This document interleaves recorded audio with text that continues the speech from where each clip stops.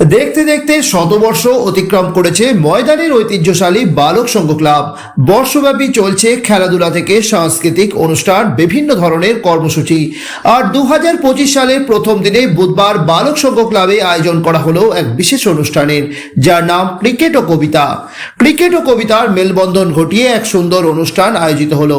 উপস্থিত ছিলেন IPL governing council member অভিষেক ডালমিয়া, শালিনী ডালমিয়া সহ বিশিষ্ট কবি, সাহিত্যিকরা। বালক সংঘ ক্লাবের আগামী দিনের সাফল্য কামনা করেন অভিষেক ডালমিয়া।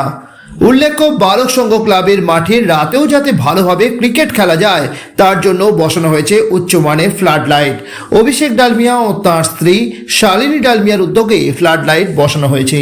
এর ফলে আলোর সাজে অসাধারণভাবে সেজে উঠেছে বালক সংঘ ক্লাব। ডালমিয়া পরিবারের সহযোগিতা পেয়ে আপ্লুত বালক সংঘ ক্লাবের সদস্যরা। আমাদের এই ক্রিকেট এবং কবিতা, ক্রিকেট কেন বলছি, কারণ আপনারা ডান দিকে তাকালেই দেখতে পারবেন যে আলো ঝলমল করছে। অর্থাৎ রাতের খেলার জন্য যে প্র্যাকটিস, যে ফেসিলিটি, তার জন্য যে আলো, সেই আলো কিন্তু বালক সংঘ ক্লাব লাগিয়েছে। সেটাও আজকে নতুন দিনের ওপেনিং, তার সাথে কবিতা পাঠ আবৃত্তি। এখানে বালক সংঘের এই সেন্টিনারি ইয়ার সেলিব্রেশনের বিনয় বাবুকে অনেক অনেক ধন্যবাদ যে, এবং আপনার সঙ্গে যারা উপস্থিত আছেন এখানে মঞ্চে সকলকে অনেক অনেক ধন্যবাদ যে আপনারা এত একটা ভালো প্রোগ্রাম এবং একটা ভালো ইভনিং আমাদের সকলকে দিলেন। এখানে কয়েকটা কথা না বললেই নয়, সেটা হচ্ছে যে আপনি নোট করছিলেন, ভাববেন না যে যখন আপনি বলছিলেন আমি ফোনে কোনো টেক্সট করছিলাম, সেটা নয়।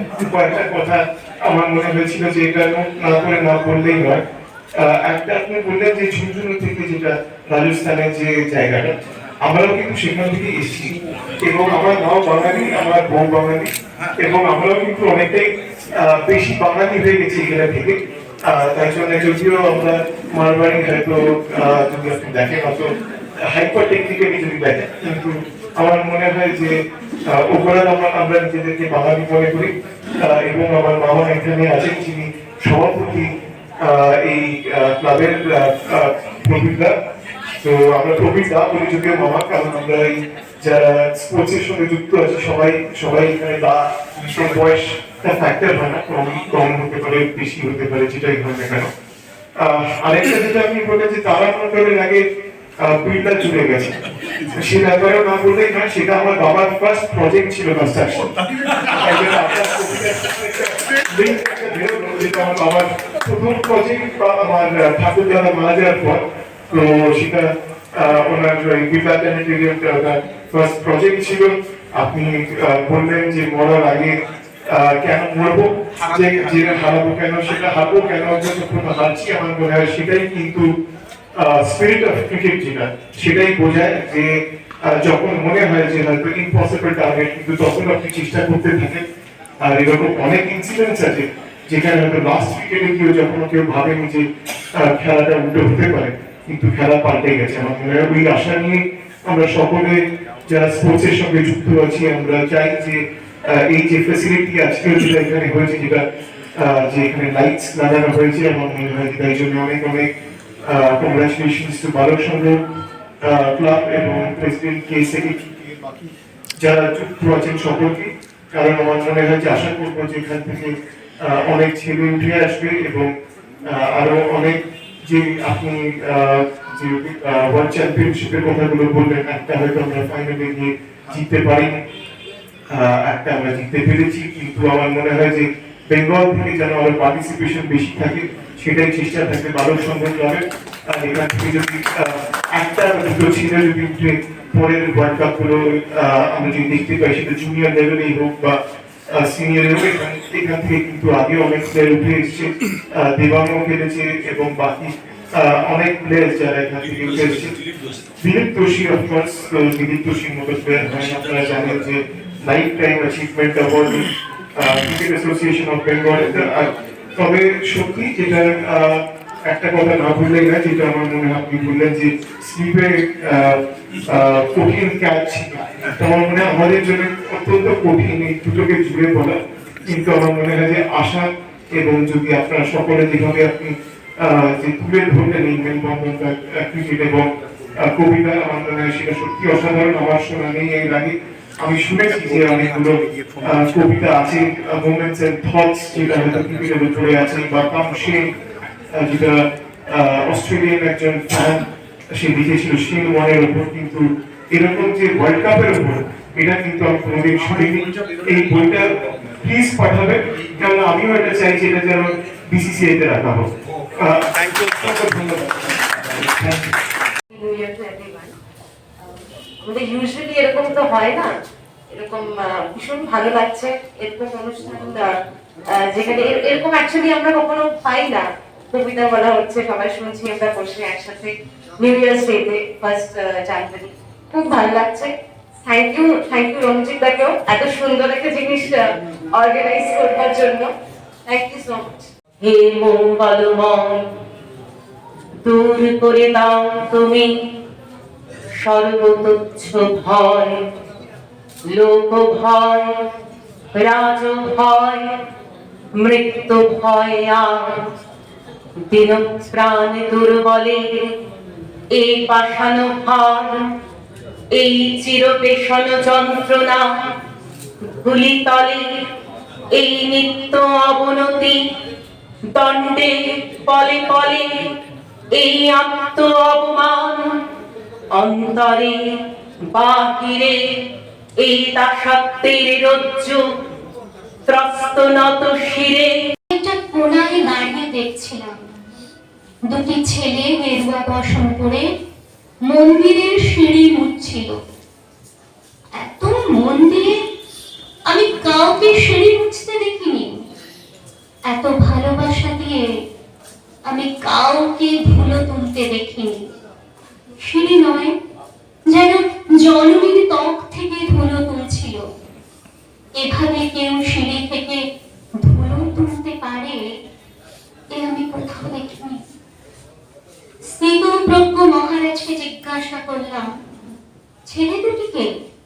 মহারাজ মৃদু হেসে বললেন, একজন নিউক্লিয়ার ফিজিসিস্ট, একজন IBM এ 6 লাখ টাকার চাকরি ছেড়ে এখানে এসেছে। সিঁড়ি হতে এসেছে। যে সিঁড়ি দিয়ে মানুষ উপরে ওঠে তা যেন পরিষ্কার হয়। মাছওয়ালা কবিতা পড়ে না, মধু বিক্রেতা কবিতা পড়ে না, মুমূর্ষু কিশোরও কবিতা পড়ে না, জ্যোতিবাবু কবিতা পড়ে না, কবিতার প্রকাশক কবিতা পড়ে না, কলেজে পড়ায় সেও কবিতা পড়ে না। তবে কি রাক্ষস পড়ে সমস্ত কবিতা? তবে কি খোকস কিনে সব কবিতার বই? তার লেখা আমার মনে নেই এই মুহূর্তে, হয়তো বিনায়ক বলতে পারবেন সুবোধদারি লেখা, কিন্তু আমার অসম্ভব ভালো লাগলো বলে পরিচিত বলে তুলে রেখেছে। ঠোঁটের নিচে তীর ছিল, রেখার সঙ্গে মিল ছিল। যে সময়ের গল্প তখন পাড়ায় পাড়ায় ঝিলছিল। ABCD ব্লক ছিল, ব্লক লেভেলে ছক ছিল, কিন্তু আমার সত্যি বলতে একটু বেশি শখ ছিল।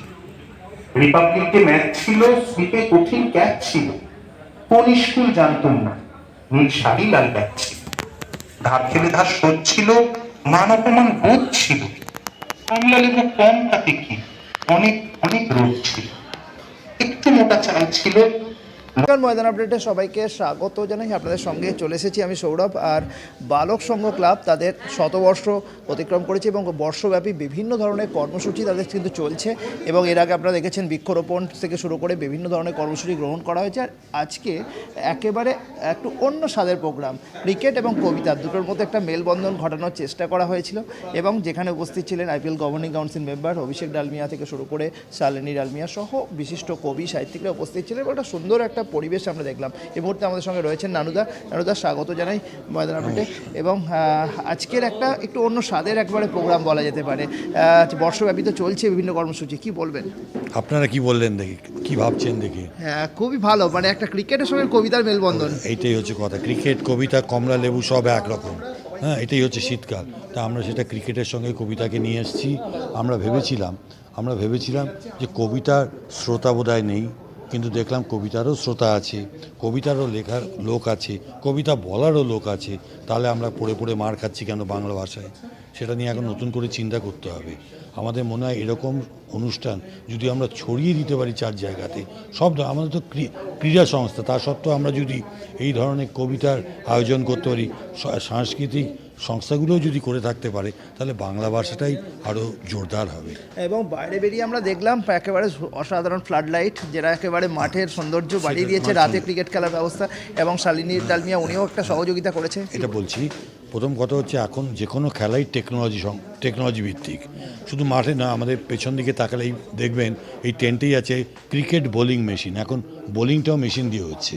এখন এই যে আমরা লাইটটা করেছি ওটা হচ্ছে এলইডি টেকনোলজি, আগে ছিল ট্র্যাডিশনাল টেকনোলজি। এই ট্র্যাডিশনাল টেকনোলজিটাকে পরিবর্তন করে এলইডি টেকনোলজি এনেছি আরও ভাইব্র্যান্ট, আরও ড্যাজলিং করার জন্য। তাতে কী হবে, কোচিং ক্যাম্পে ছেলেরা খেলতে আকৃষ্ট হবে এবং খেলা আরও ভালোভাবে খেলাটা পরিবেশটা তৈরি করবে। এই কারণে ভেবেই আজকে এই আমাদের 1 জানুয়ারির এইটা আমাদের একটা বিশেষ শুভ নববর্ষের উপহার। এবং হচ্ছে অভিষেক ডালমিয়া হচ্ছে তো আপনাদের যে ক্লাবের সঙ্গে ওতপ্রোতভাবে যুক্ত রয়েছে, বিভিন্নভাবে সহযোগিতার হাত বাড়িয়ে দিয়েছে, কি বলবেন? এবং 1 বছরব্যাপী তো আরও তো অনেক কর্মসূচি রয়েছে। কারণ হচ্ছে কি, এবং ওনার আগ্রহ দেখিয়ে আমরা সিবিতে ওনাকে প্রতিনিধি স্বরূপ পাঠাচ্ছি ওনার স্ত্রী শালিনী ডালমিয়াকে। উনি বিশেষ আগ্রহ দেখাচ্ছেন যে ক্রিকেট কোচিং ক্যাম্পটাকে যাতে আরও উন্নত করে তোলা যায়। এই যে আপনারা দেখছেন বোলিং রান আপ, এই যে দেখছেন লাইট, সবই ওনার মাথা থেকে বেরোনো, মানে ব্রেন চাইল্ড, এবং উনি আমাদের সঙ্গে সহযোগিতা করছেন। আমরাও এই উপকারটা পেয়ে খুব উপকৃত। আমরা মনে করছি এটা আমাদের ছোটদের ক্রিকেট খেলাতে এটা নার্সারিং করতে খুব সুবিধা হবে, আমাদের এগিয়ে নিয়ে যেতেও খুব সুবিধে করবে। আর কি কর্মসূচি আপনাদের বাকি? কর্মসূচি আমাদের ক্লোজিংটা বাকি আছে, সমাপ্তি অনুষ্ঠান, সেটাও আমরা এখনই তো বলতে চাইছি না, এখন এটা খুব এমব্রায়োনিক স্টেজে আছে। খুবই সুন্দর প্রোগ্রাম হবে, যদি আপনারা থাকেন দেখবেন, চিরস্থায়ী আপনাদের মনের স্মৃতি হিসেবে থেকে যাবে, এইটুকুনি বলতে পারি।